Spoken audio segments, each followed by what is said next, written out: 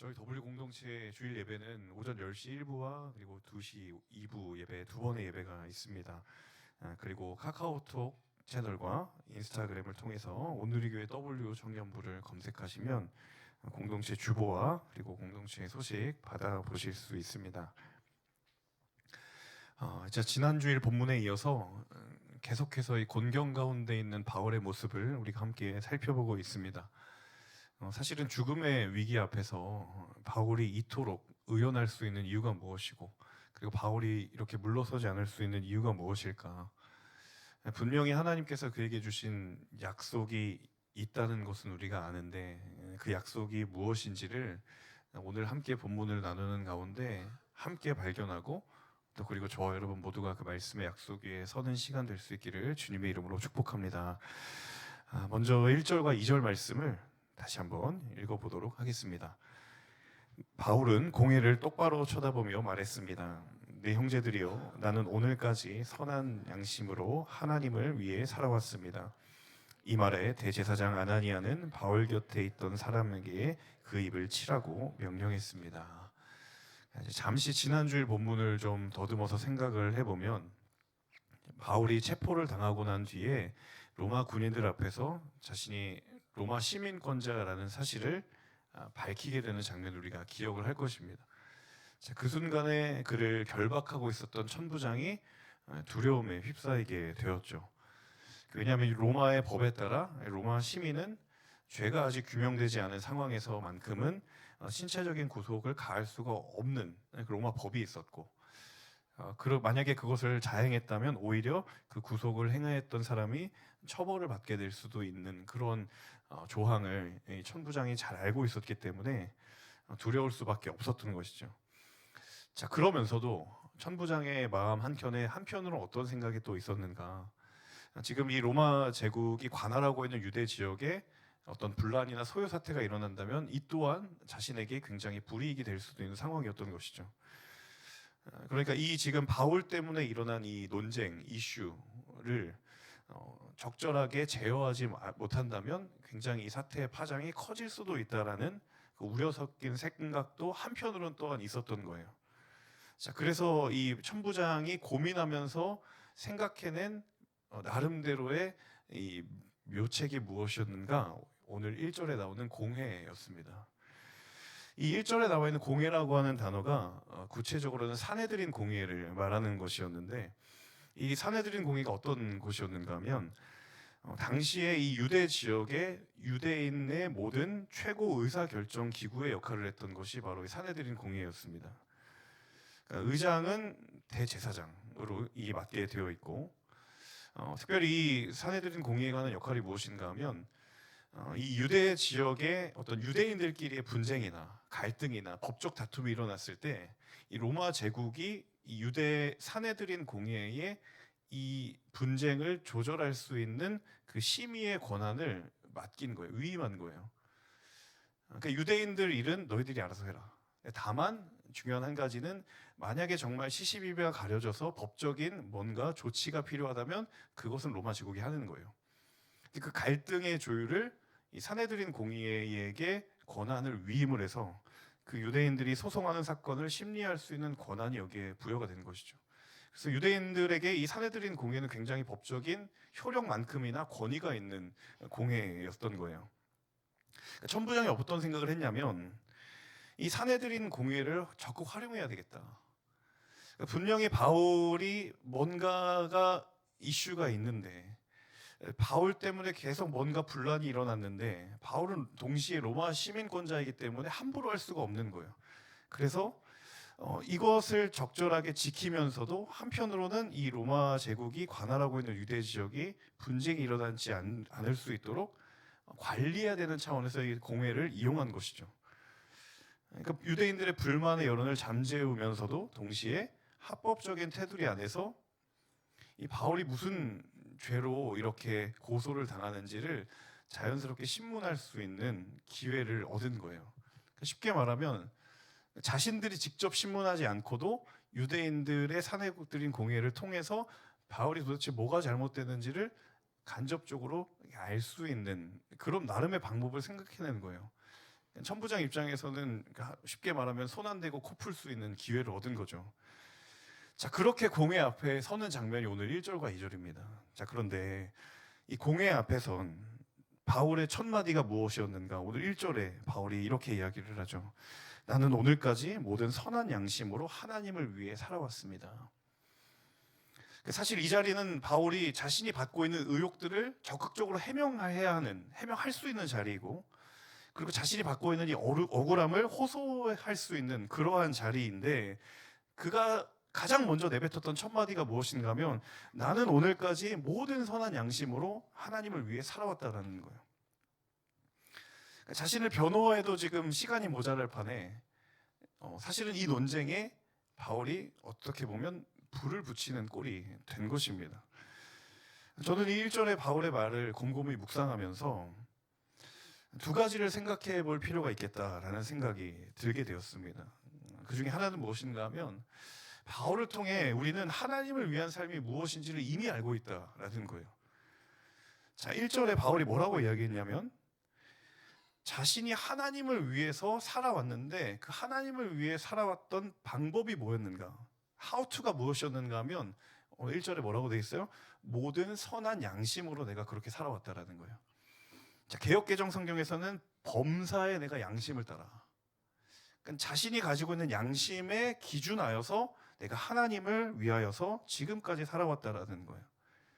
자, 이 양심에 대해서 사도 바울이 로마서 2장에서 다음과 같이 이야기를 합니다. 2장 14절 15절입니다. 함께 읽습니다. 율법이 없는 이방 사람이 본성으로 율법의 일을 행한다면 비록 그에게는 율법이 없을지라도 자기 자신이 자기에게 율법이 됩니다.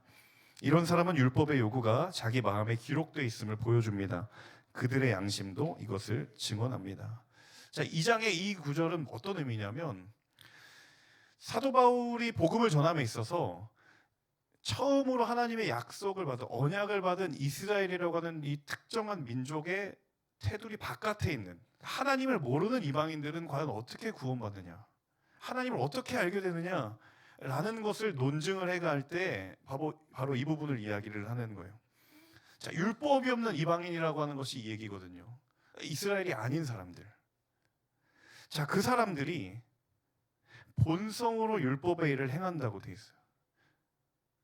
그러니까 약속의 말씀이 주어지지 않았지만 그들에게 하나님이 태초부터 그들의 심정 가운데에 말씀에 기록된 대로 살아갈 수 있는 그 영적인 속성을 하나님이 다 인간들 모두에게 주셨다라는 거예요. 그러니까 말씀을 따라서 사는 삶이 무엇인지를 하나님이 이미 모두에게 알려주셨다라는 거예요. 그러면서 15절에 뭐라고 되어 있냐면 이런 사람은 율법의 요구가 어디에 기록되어 있다고요? 자기 마음에 기록되어 있다고.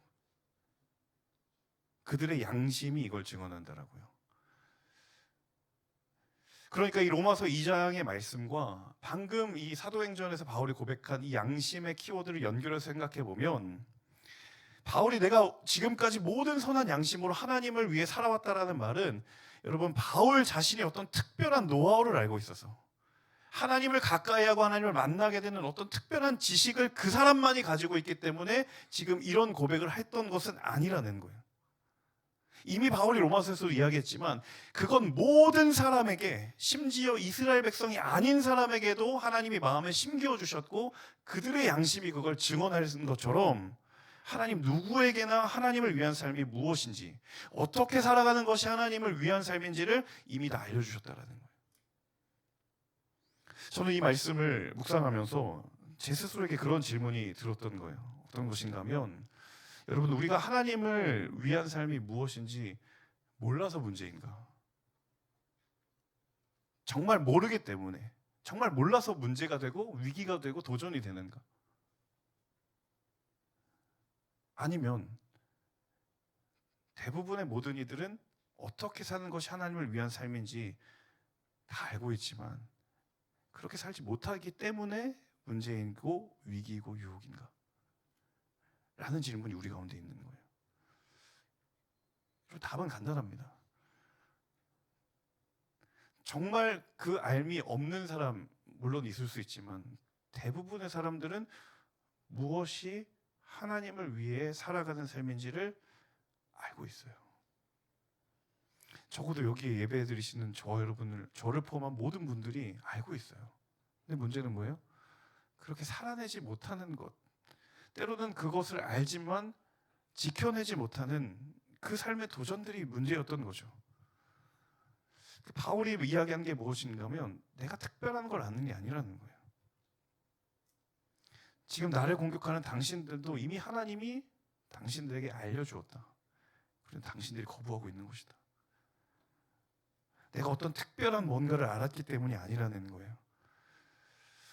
여러분, 하나님께서 저와 여러분 이미 우리에게 믿음의 삶이 무엇인지를 이미 우리에게 알려주신 줄로 믿습니다. 자, 그렇다면 우리에게 남은 한 가지가 무엇인가? 알았다면 내가 어떻게 그것을 지켜내고 살아가야 될 것인가? 그 말씀대로 살아가는 것이 오늘 저와 여러분에게 있는, 존재하는 유일한 하나님의 부르심이 될 수 있기를 주님의 이름으로 축복합니다. 아는 대로 살아갈 수만 있다면, 알고 있는 것을 흔들리지 않고 지키고 붙들 수만 있다면, 여러분 거기에 반드시 주의 흔적이, 예수의 흔적이 새겨질 줄로 믿습니다. 또 다른 한 가지, 바울이 이 고백에 남겨진 또 다른 한 가지는 나는 하나님 앞에서 부끄럽지 않은 삶을 살아왔다라는 거예요. 얼마나 멋진 말입니까? 내가 지금까지 모든 선한 양심으로 하나님을 위해 내가 살아왔다. 저 여러분이 훗날 하나님 앞에 섰을 때 이런 고백을 할 수만 있다면 그게 얼마나 우리의 인생의 감사이고 기쁨이겠습니까? 자, 그런데 사실 지금의 상황은 바울이 이야기를 하고 있는 이 사내들의 공회는 까딱 잘못하면 내가 어떠한 말로든지 위험에 처할 수도 있는 상황이에요. 자, 그럼에도 불구하고 지금 바울은 뭐예요? 주저함이 없어요. 그만큼 내가 걸어온 길에 대해서 자신감이 있는 거예요. 나 후회가 없다. 자, 그런데 이 대목에서 우리가 좀 기억해야 될 것이 한 가지 있는데 그게 무엇이냐면 바울이 지금 이렇게 자신의 돌아온 지난 신앙의 여정이 완벽했기 때문에 이렇게 자신 있게 이야기하는 게 아니라는 거예요. 단 한 번의 실수도 없었고 단 한 치의 오차도 없었고 정말 완벽하게 신앙생활을 내가 해왔기 때문에 내가 그래서 지금 이렇게 이야기할 수 있다. 이것은 정말 우리의 크나큰 오산입니다. 바울을 바라보는 오산이에요. 여러분, 그가 가지고 있는 과거의 전력을 잘 아시잖아요. 지금 자신들을 대적하고 있는 저들의 편에 자기가 있었던 사람이고, 그는 죄인 중에 죄인이라고 이야기하고 나는 괴수 중에 괴수라고 이야기하고, 나는 늘 하나님 앞에 탄식함으로 주의 성령의 도우심을 구하지 않으면 단 하루도 살 수 없는 사람이라는 것을 바울은 늘 인정하며 그렇게 탄식하며 살아왔던 사람이에요. 그러니까 내 신앙의 여정이 지금 단 한 번의 어떤 흠이 없기 때문에 내가 지금 이렇게 말할 수 있는 것 아니라는 거예요. 내가 지금 나의 믿음의 신앙이 최고라고는 말할 수 없지만 적어도 내가 하나님 앞에서 그 내가 하나님께 드렸던 모든 시간의 헌신과 그 마음은 그래도 내가 최선이었다라고 말할 수 있는 거예요. 여러분, 이게 바울의 신앙의 고백의 본질이었던 거예요. 흔히 우리가 바울의 신앙을 보면서 어떻게 저렇게 살아갈 수 있을까? 바울의 신앙만큼 우리가 따라간다고? 여러분, 사실 우리는 어떻게 보면 세상의 관점으로 바울을 바라보고 있었는지도 몰라요. 여러분, 바울이 실수가 없었던 사람이 아니고 문제가 없었던 사람이 아니었어요. 그의 늘 신앙의 고백의 중심에는 무엇이었냐면 내가 최고의 것을 하나님께 드리진 못했지만 그래도 내가 최선의 것을 하나님께 드릴 수 있다라는 거예요. 제가 얼마 전에 그 집에 좀 늦게 들어왔는데 마침 정말 흔치 않은 시간이었는데 저희 아내가 빠르게 육퇴를 하고 아이들이 빨리 잤어요. 그래서 아내가 이제 식탁에 이렇게 앉아 있었는데 제가 들어왔거든요. 저는 다 자는 줄 알고 보통 그런 시간대는 정말 문도 쥐 죽은 듯이 열고 까치발로 이렇게 들어가거든요. 왜냐면 불이 다 꺼져 있기 때문에 괜히 아빠 왔다 했다가 소리쳐서 애들이 깨어나면 그 정말 돌이킬 수 없는 참사로 이루어지기 때문에 이렇게 사람이 이렇게 센스가 있어야 밥도 얻어먹는다고 이렇게 조심히 들어갑니다.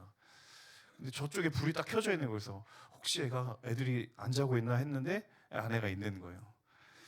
그래서 이제 앉아서 이제 이런저런 얘기를 한두 시간 정도 했는데 그런 얘기를 좀 이렇게 얘기를 하다가 나누게 되었어요.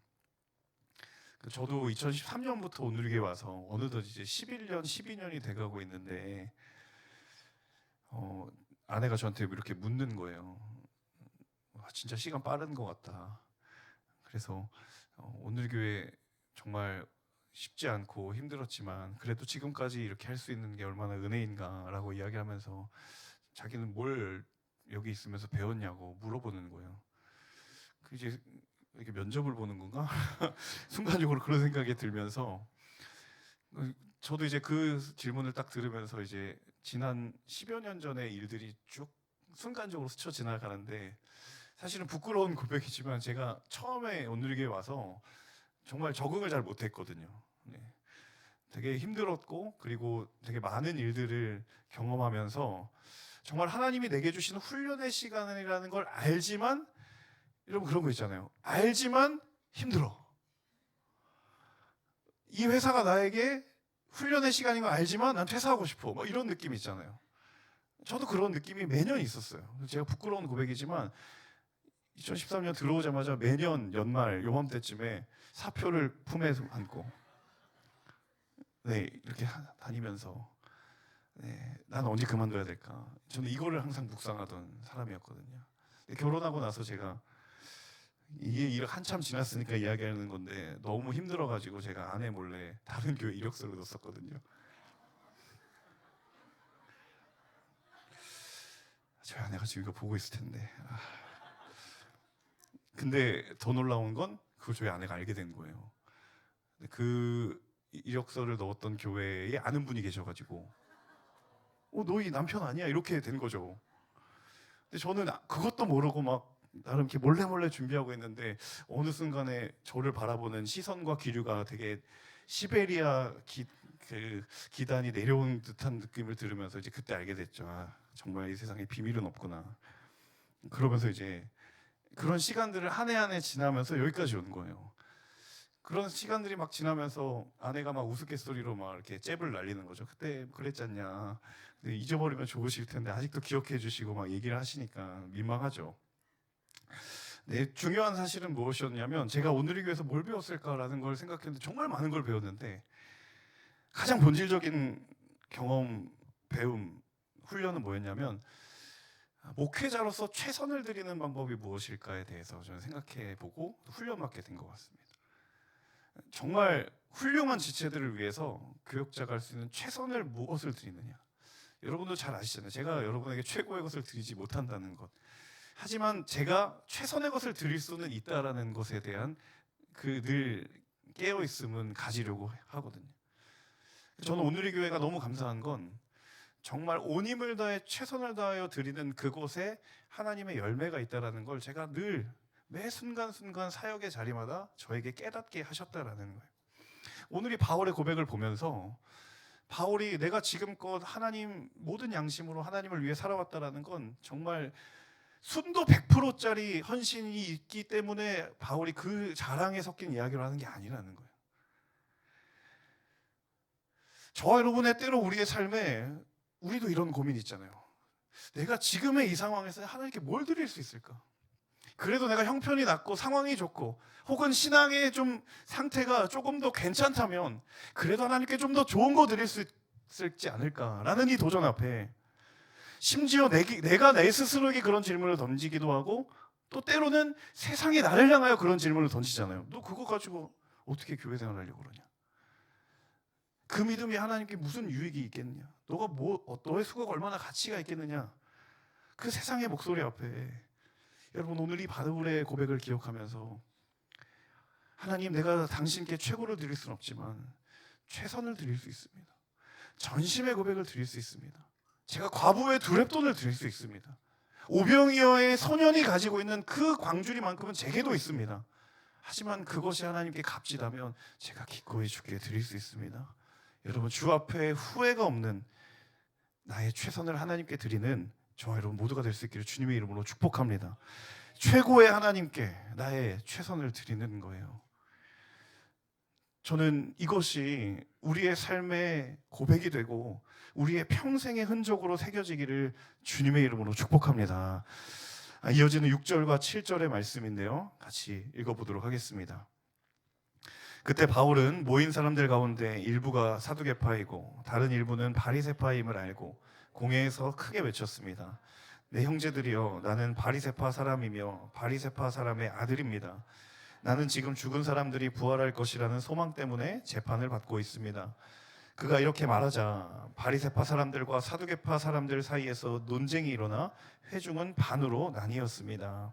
자, 오늘 이 산헤드린 공의에 모인 사람들, 다시 말하면 산헤드린 공의의 구성원들이 누구였는가? 크게 두 부류였어요. 첫 번째는 사두개파였고 또 다른 한 부류는 바리새파 사람들이었어요. 그런데 놀라운 사실은 이 두 부류는 정반대의 신앙적 견해를 가지고 있는 사람입니다.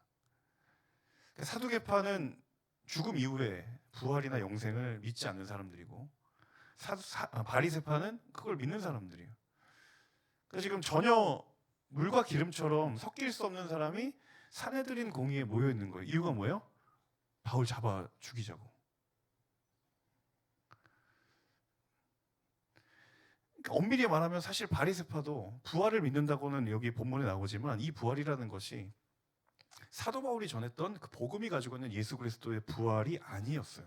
그냥 막연히 죽음 이후에 무언가가 있을 것이다, 내세를 믿는 그 정도의 부활이었지 바울이 말한 부활을 믿는 사람들이 아니었다라는 거예요. 그러니까 겉으로는 바리새파가 사도 바울을 편을 듣는 것처럼 보이잖아요. 지금 옹호하는 것처럼 보이지만 바울이 전한 복음의 부활을 받아들이거나 믿었기 때문에 보인 반응은 아니었다라는 거예요. 여러분이 무엇으로 이 사실을 확인할 수 있는가 하면, 여러분 이 두 부류가 한 편이 된 게 하나밖에 없었던 거예요. 바울을 신문하고 체포하려고. 애초에 하나가 될 수가 없는데 하나님과 무관한 한 가지의 공통된 목적 아래 하나인 것처럼 보였던 거예요. 이게 왜 문제냐? 본질적으로 하나가 아니기 때문에 조그만한 견해의 차이가 생기니까 바로 지금 오늘 본문에서도 보이지만 바로 분열이 일어나잖아요. 균열이 생기잖아요.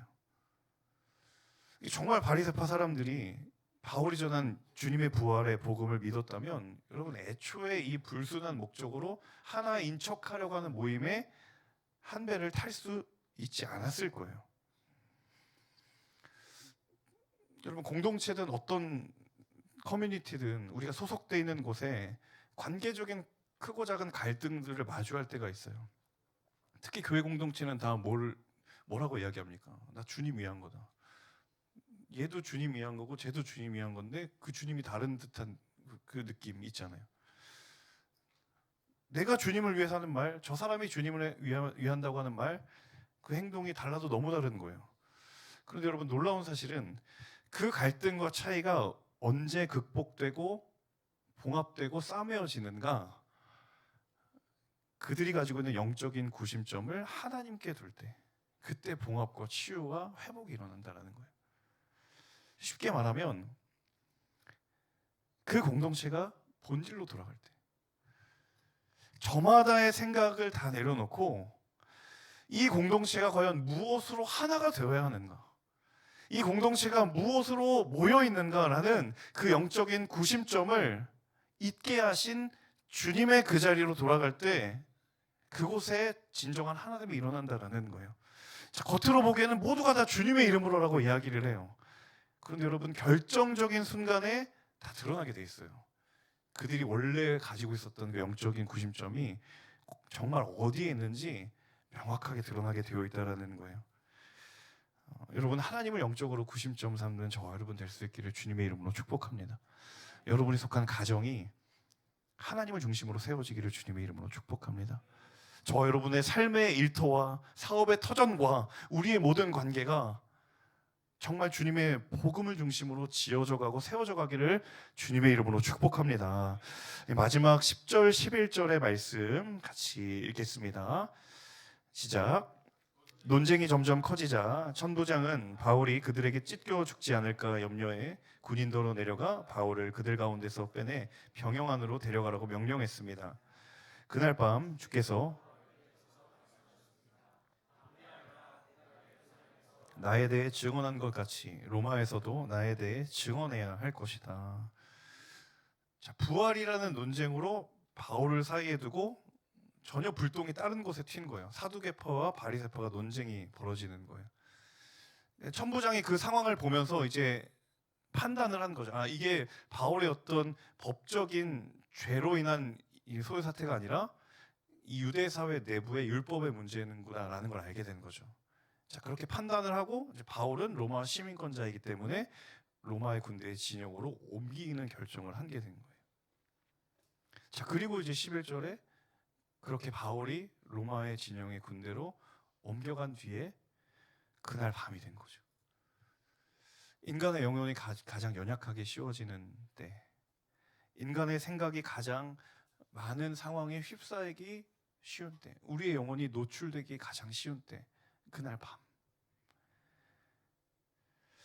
바울이 여러 가지 생각들을 하지 과연 않았을까? 내가 여기에 왜 온 것인가? 내가 이곳에 지금 휩싸여 있는데 내가 도대체 어디로 가야 될까라는 그런 수많은 물음에 꼬리를 무는 물음들에 그들이 가지고 있는 그 바울이 가지고 있는 그 인간의 탄식 앞에 11절에 주의 음성이 그때 들려오는 거예요. 11절에 바울에게 들려온 음성이죠. 내가 예루살렘에서 나에 대해 증언한 것 같이 로마에서도 나에 대해 증언해야 할 것이다.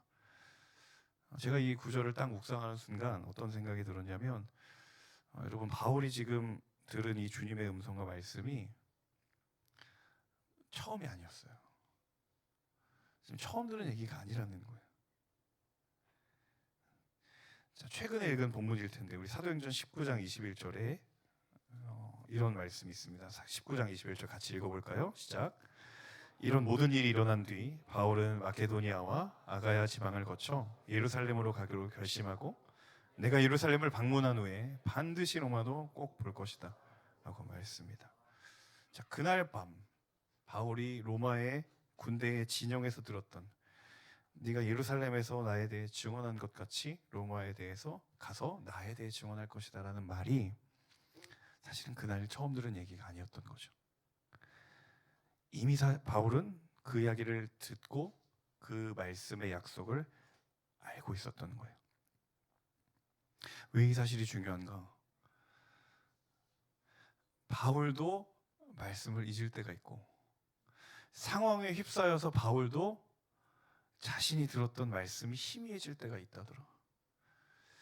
그날 밤에 그 위기와 같은 일촉즉발의 위기와 같은 사내들인 공의에서 치열하게 싸우고 모든 영혼이 피폐해져서 돌아온 그날 밤에 자신이 19장에서 들었던 그 약속, 내가 예루살렘을 방문한 후에 반드시 로마도 꼭 보게 될 것이다라고 하는 주님으로부터 받은 그 약속의 말씀을 잊어버린 그 순간에 주님 다시 나타나시는 거예요. 네가 들었던 말씀 기억하냐? 바울에게도 영적인 도전이 분명했어요. 내가 받은 말씀의 약속이 분명히 있었어요. 그런데 그 말씀 앞에 서 있는 내 삶의 상황이 다르고 내 삶의 어제가 다르고 오늘이 다르고 내일이 다르고 시시각각 내 삶이 변하고 그것에 따라 내 마음도 변하는 주님이 내게 주신 말씀을 붙드는 것이 바울에게도 결코 쉬운 일이 아니었다라는 거예요. 여러분, 그래서 말씀이 부재한 것도 위기지만 그 말씀을 망각하는 것도 위기입니다. 내게 말씀이 없는 것도 너무도 위기지만 말씀을 받은 자가 그 말씀을 잊고 사는 것도 위기예요. 그런데 너무도 우리에게 감사한 하나님의 약속은 무엇인가 하면 다시 말씀해 주시겠다라는 거예요. 너 왜 잊었어라고 호되게 책망하는 것이 아니라 그날 밤에 그분이 다시 찾아오셔서 내니 두려워하지 마라. 내가 다시 이야기해 주겠다. 제가 부모이긴 하지만 저는 정말 이 주님의 마음을 진심으로 본받고 싶거든요. 부모로서 제가 제 한계치는 동일한 얘기 3번 이상을 못 넘어가요. 너무 제가 부끄럽게 짝이 없어요.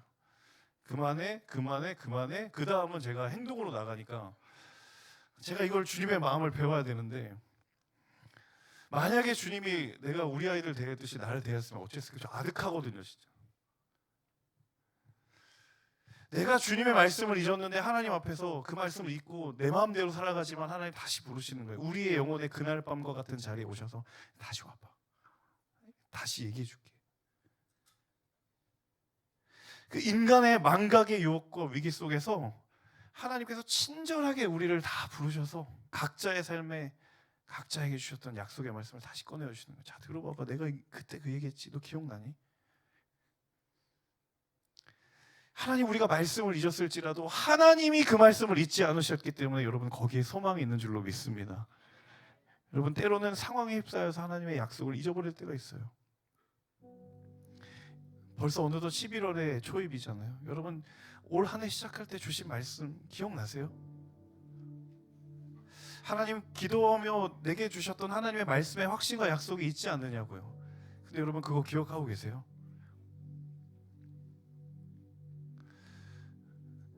그 말씀이 사라진 게 아니라 그 말씀을 들었던 나의 믿음의 눈과 귀가 때로는 다른 상황에 빼앗기고 때로는 다른 무언가에 내 마음의 시선을 빼앗겨서 그 말씀이 있었는지조차도 망각해버린 우리의 삶의 자리에 하나님 다시 찾아오시는 거예요. 내가 다시 얘기해 줄게. 저 여러분의 삶이 오늘이 바울이 마주했던 그날 밤과 같은 삶의 자리일지라 하더라도 다시 우리에게 찾아오셔서 내니 두려워하지 마라. 자, 다시 알려줄게. 책망하시지 아니하시고 내치지 아니하시고 정죄하지 아니하시고 다시 그 말씀의 자리로 나와서 나와 이야기하자라고 말씀하시는 그 주의 말씀의 초대에 우리가 이제 다시 귀 기울여야 될 때인 줄로 믿습니다. 그 주의 음성 앞에 다시 엎드리는 역사가 시작되기를 예수님의 이름으로 축복합니다. 하나님, 그 갈급한 마음으로 주님께 우리의 마음을 여니 주님, 오늘 이 시간 내게 말씀하여 주시옵소서. 하나님, 당신의 잊혀진 약속을 다시 한번 회복해 하고 선명케 해야 되는 역사가 하나님 주의 얼굴을 구하며 기도할 때 성령으로 임재하여 주옵소서. 여러분, 이것이 저 여러분의 고백이 소망이 되기를 간절히 소망합니다. 함께 우리 찬양의 고백을 드렸으면 좋겠습니다. 곡이 좀 생소하실 수도 있겠지만 이 찬양의 고백이 정말 오늘이 고백이지 않을까. 하나님, 그 칠흑 같은 밤과 같은 그 내 인생의 거센 풍랑을 잠재울 수 있는 힘이 나에겐 없습니다. 그래서 내가 고작 생각한 건 자, 돌아가자. 하지만 주님 내게 말씀하셨던 약속이 뭐예요? 그 물을 건너오라고 이야기하는. 내가 정말 가슴 뛰며 하나님 뜨겁게 사랑했을 때는 그 말씀을 기억했는데 내 상황 앞에 내 환경 앞에 그 믿음이 잠겨버리니 돌아가자고 하는 나에게 내가 그때 얘기하지 않았냐. 그 물 위로 걸어오라고 하는 주님의 음성을 하나님 다시 한번 붙들기를 원합니다. 우리 찬양의 고백 주께 드리며 함께 합심하여 기도하겠습니다.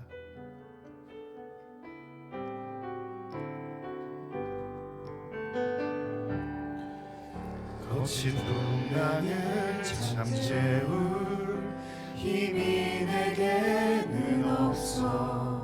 뱃머리를 돌려 다른 곳으로 갈까.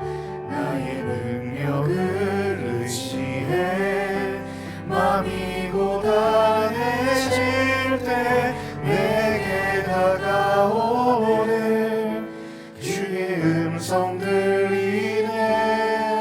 한 번 더 같은 부분 찬양합시다. 거친 풍랑을 잠재울 힘이 내게는 없어. 뱃머리를 돌려 다른 곳으로 갈까. 나의 능력을 의지해 마음이 고단해질 때 내게 다가오는 그의 음성 들리네. 오라 오라 물 위로 오라.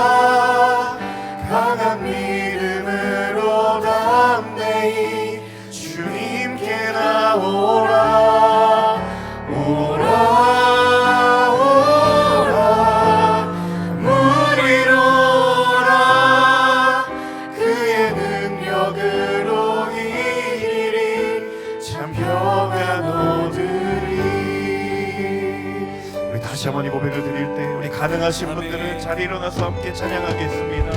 거친 나의 지난 채울 힘이 내게는 없어. 내 머리를 돌려 다른 곳으로 갈까. 나의 능력을 의지해 맘이 고단해질 때 내게 다가오는 그의 음성 들리네. 주님 당신의 목소리에 귀 기울입니다. 우리로 오라. 강한 믿음 믿음으로 담대히 주님께 나오라. 오라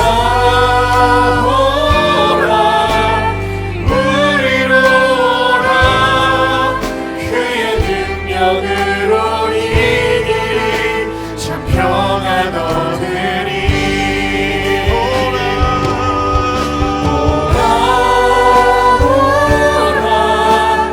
우리로 오라.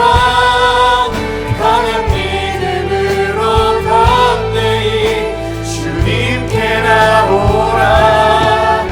오라 우리로 오라. 그의 능력으로 이기리 참 주님 흔들리지 않는 믿음을 우리 가운데 허락하여 주옵소서.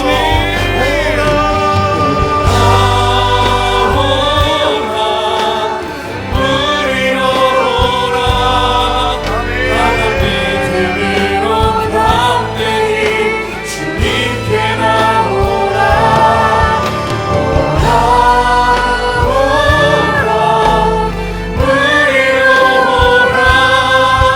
그의 능력으로 이기리 참 평안 내 영혼아 담대히 주님을 바랄지어다. 오라 우리로 오라. 강한 믿음으로 담대히 주님께 나오라. 오라 우리로 오라. 그의 능력으로 하나님 연약한 믿음이지만 주님 귀에 드립니다.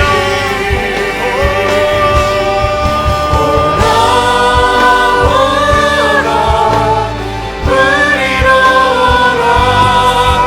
강한 믿음으로 담대히 주님께 나오라. 오라 우리로 오라. 그의 능력으로 우리 이기리 마지막으로 다시 한번 고백합니다. 우리로 오라. 강한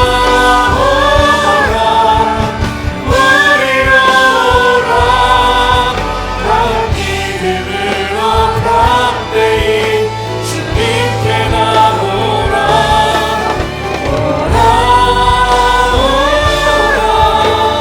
우리로 오라. 그의 능력으로 이기리 참 평안 얻으리. 오라 오라 우리로 오라. 강한 믿음으로 담대히 주님께 나오라. 오라 우리로 오라. 그의 능력으로 이기리 참 평안 얻으리.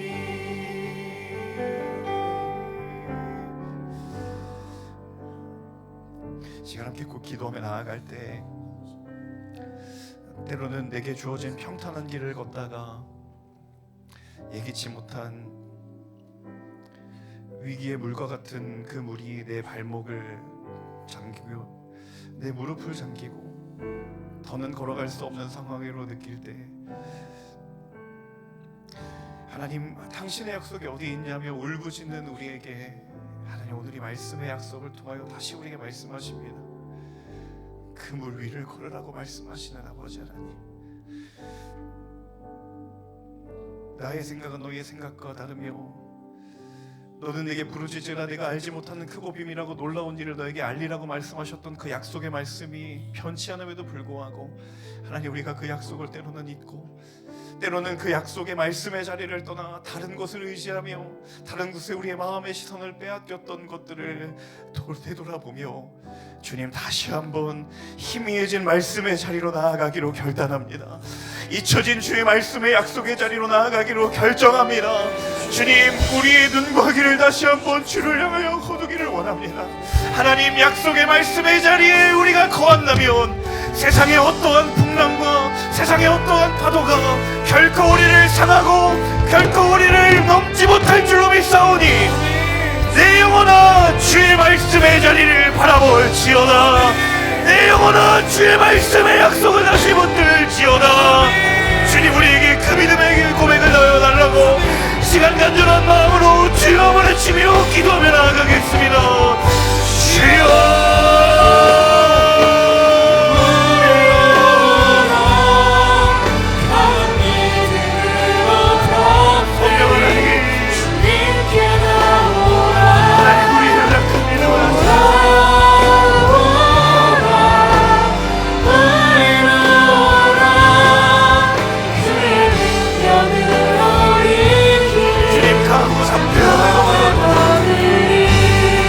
담대함을 넣어여 주시옵소서. 믿음의 선한 싸움을 싸워 나아가는 사랑하는 우리 지체들에게 주여 성령의 능력을 넣어여 주옵소서. 때로는 밤과 같은 영혼의 자리에 홀로 남아있는 것 같은 느낌, 하나님, 결코 그것이 혼자가 아님을 깨닫게 하여 그곳의 약속의 말씀이 그 자리에 있음을 깨닫게 하여 주시고 알게 하여 주옵소서. 오 거룩하신 아버지 하나님, 주님 말씀에 두루마기를 입게 하여 주시고 권능의 날개 아래 나아가는 하나님의 사람들이 될 수 있도록 인도하여 주시옵소서. 성령의 두루마기를 입은 자들이여 주의 지팡이와 주의 막대기가 나를 보호하시니 주님, 내가 원수의 옥전에 상을 차리며 구원의 하나님 되시니 하나님의 이름을 높일 것이라고 말씀하였사오니 주여 우리에게 말씀하여 주시고 다시 한번 약속의 말씀의 자리를 향하여 나아가는 하나님의 사람들이 될 수 있도록 인도하여 주시옵소서. 잊혀진 말씀의 자리로 나아가는 용기를 넣어여 주시고 희미해진 말씀의 자리를 다시 꺼내어 들춰낼 수 있는 믿음의 담대함과 믿음의 용기와 하나님 성령의 권능을 넣어 주시기를 간절히 원합니다. 살아 역사하시는 아버지 하나님, 어렵고 올라간 시대를 살아가며 나아가는 거룩한 하나님의 사람들이 여기 있사오니 주여 그 발걸음을 기억하여 주시옵소서. 그들의 입술의 고백을 기름 부어 주옵소서. 주님, 성령으로 기름 부어 주옵소서. 주님, 강건케 하여 주옵소서. 잠시 멈출지언정 돌아가지 않기를 원합니다. 무릎 꿇지 않기를 원합니다. 패배하지 않기를 원합니다. 주여 승리의 고백이 이들에게 있사오니 주여 약속으로 임하여 주시고 주님 말씀으로 임하여 주시기를 간절히 원합니다. 주여, 주여 권능을 주옵소서.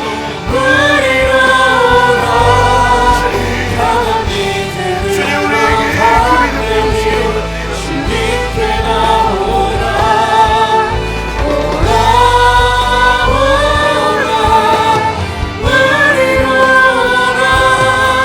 주님 인도하여 주시고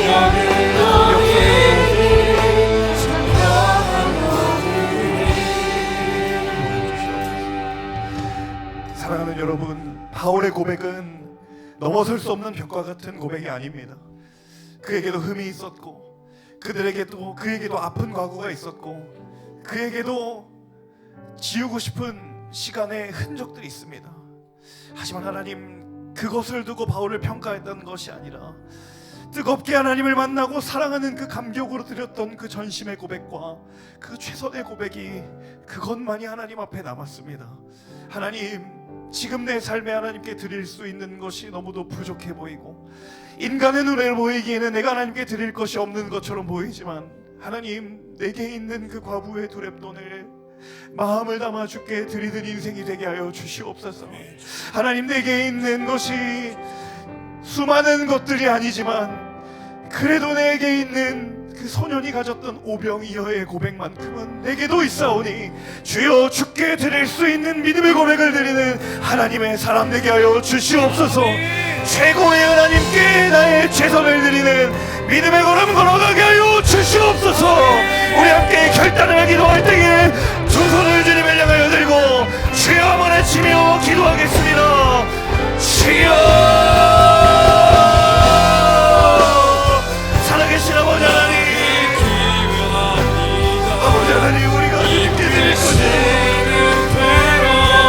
순종하며 살리니 연약한 내 영혼 통하여 일하소서. 주님 나라와 주 앞에 드릴 것이 없니 위하여 아버지 하나님, 내게 있는 것, 뜻하신 하나님 내게 주시는 것, 하나님께 드리는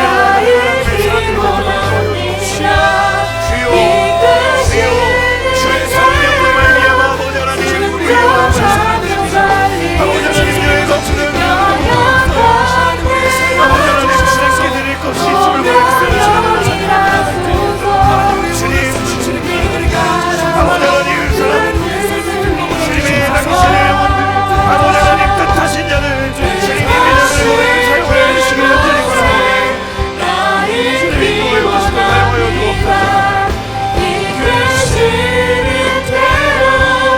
순종하며 살리니 연약한 내 영혼 통하여 일하소서. 주님 나라와 그 뜻을 위하여.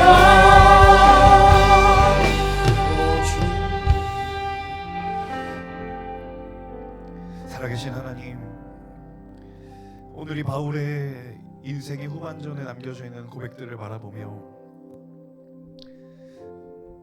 바울에게도 흠이 있고 그에게도 기억하고 싶지 않은 과거가 있지만, 하나님, 그것을 정죄치 아니하시고 그것을 그의 인생의 전부라 여기지 아니하시고 다시 그에게 찾아가 그 인생의 그날의 밤에 그가 해야 할 일과 그를 살리시고 건지셨던 하나님의 사랑을 기억하게 하시고 다시 경험하게 하여 주셔서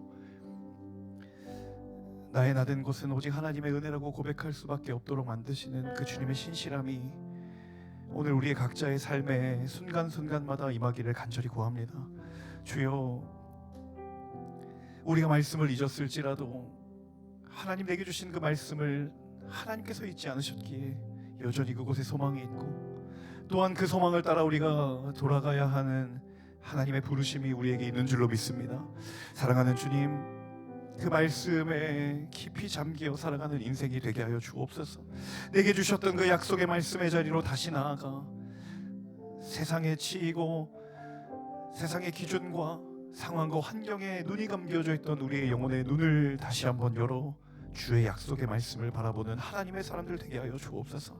그들의 삶의 모든 자리를 하나님께서 아시는 주님, 가정과 일터와 사업의 터전과 학교와 모든 삶의 자리를 하나님 빠짐없이 감찰하시는 주님, 주여, 그들의 자리가 다시 주를 만나는 에베네셀의 자리, 임마누엘의 자리, 베델의 자리 되게 하여 주옵소서.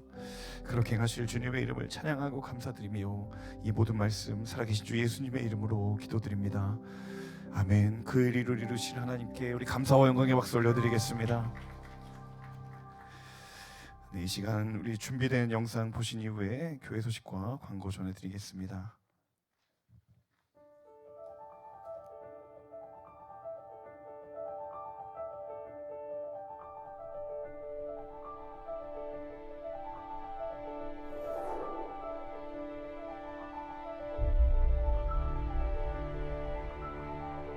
이제 딱 한 번 이들에게 가르치고 설교할 수 있는 기회가 주어졌으니까 성도들을 잘 돌보고 교회를 세우고 복음의 진리를 사수하십시오. 우리가 그 말씀을 받들어서 교회를 잘 지키겠습니다.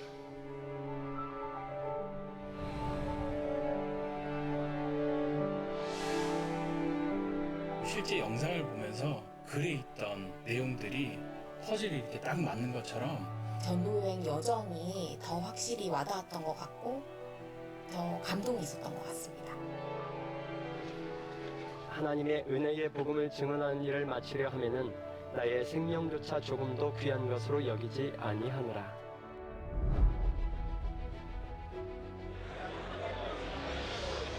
Let the church declare and display Christ together. Thank you. 이런 함께 이런 예수를 닮는 것은 성령과 우리 모두에게 와이어 스타트!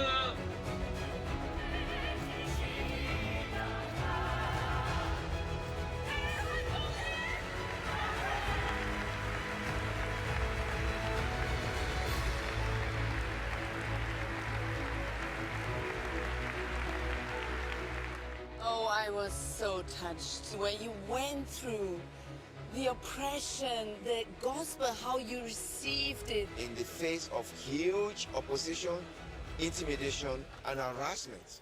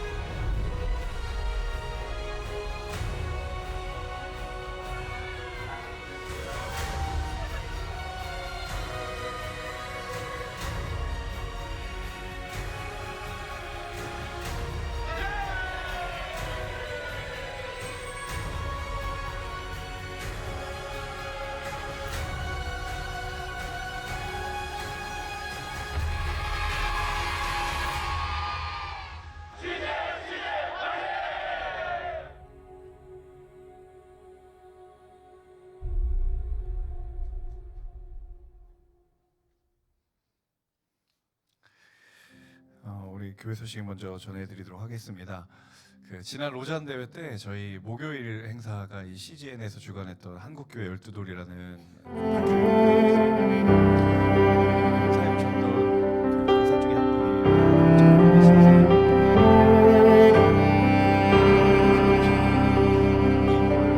분이 기획하고 또 플레이한 방송사가 어디냐 되게 궁금해하시더라고요. 그래서 도대체 이걸 어떻게 구현해냈는지 본인 교회도 이렇게 구현해낼 수 있는 것이 없는데 너무 배우고 싶다 그런 이야기를 하시면서 저희가 그렇게 CGN이 또 알려지게 되는 계기가 되었습니다. 여러분 1년에 한 번 저희가 CGN을 후원하는 시간을 갖고 있는데 미디어의 전쟁의 시대라고 해도 저는 과언이 아니라고 생각합니다. 무엇을 제공받느냐에 따라 선한 것을 선택할 수도 있고 또 정반대에 정말 우리의 영혼을 잠기게 하는 것에 우리의 마음과 영혼이 빼앗길 수도 있는 시대를 우리는 살아가고 있습니다. 그래서 이 CGN의 사역이 저는 이 시대에 더욱더 필요하고 또 중요하다는 생각을 하게 됩니다.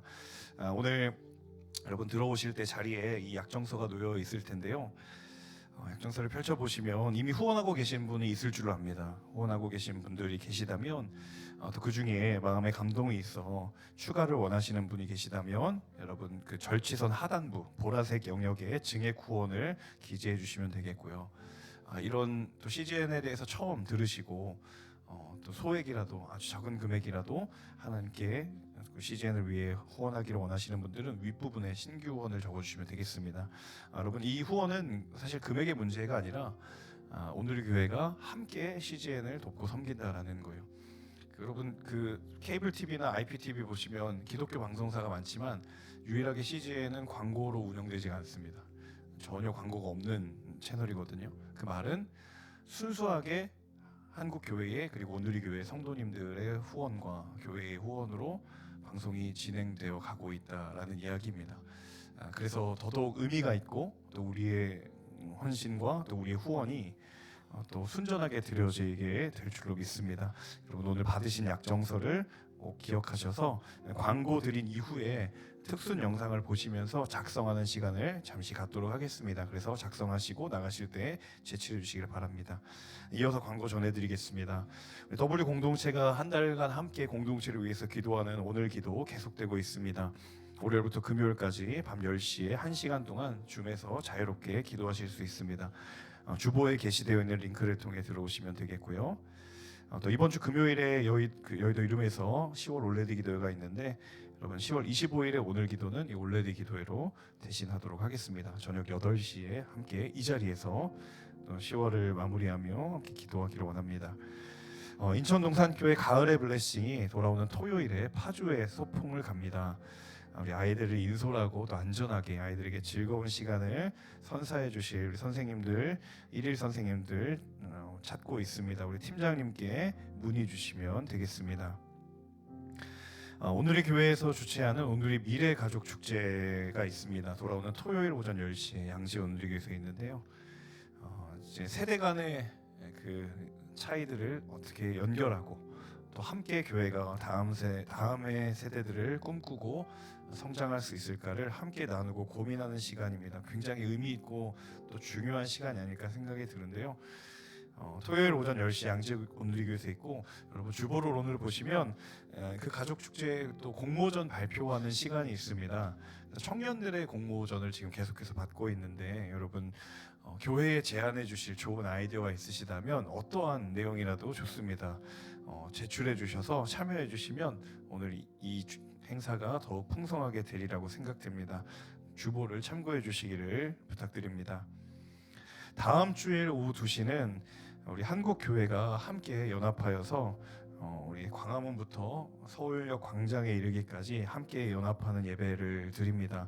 특별히 10월 27일이 종교개혁 주일인데 이 예배는 특별히 한국 사회가 점점 이제 하나님이 원하시지 않는, 하나님 뜻하지 않는 길로 점점 사회 영역들을 내어주고 있는 상황 속에서 교회가 무엇을 해야 할까? 이것은 어떤 정치적인 집회의 성격이 아니라 정말 하나님의 뜻을 구하는 구약의 이스라엘 백성들이 수문앞 광장에 모여서 하나님의 뜻을 구하고 미스바 광장에 모였던 사람들처럼 하나님의 뜻 앞에 엎드리는 시간이 될 것입니다.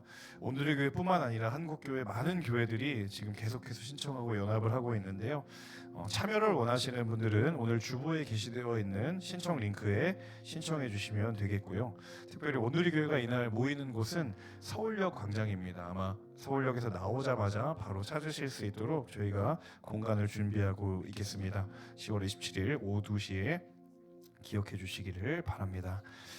이제 우리 CGN에서 준비한 특순 영상을 보시면서 여러분 이 약정서 함께 작성하는 시간 갖도록 하겠습니다.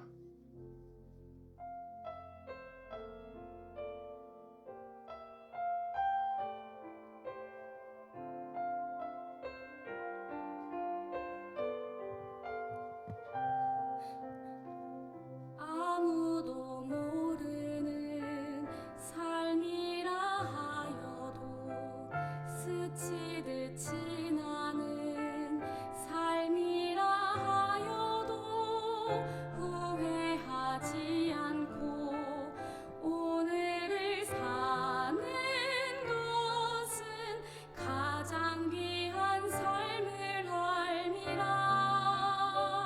내가 꿈꾸는 일 이루지 못해도 내가 바라는 것 다 갖지 못해도 낙심하지 않고 오늘을 사는 것이 가장 귀한 삶을 알미라.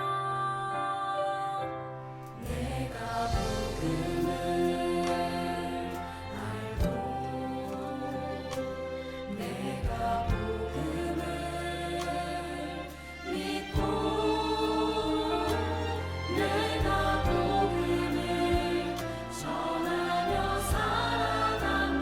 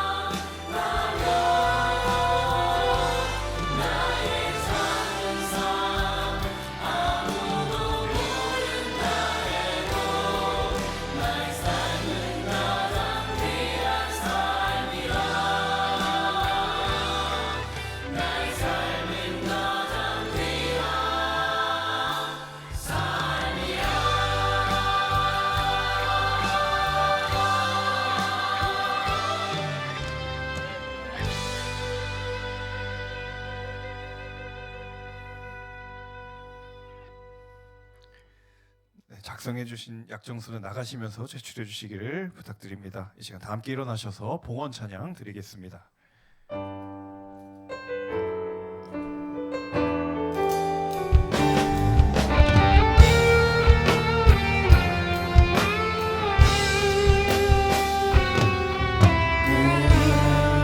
주의 영광을 보내 우리 가운데 계신 주님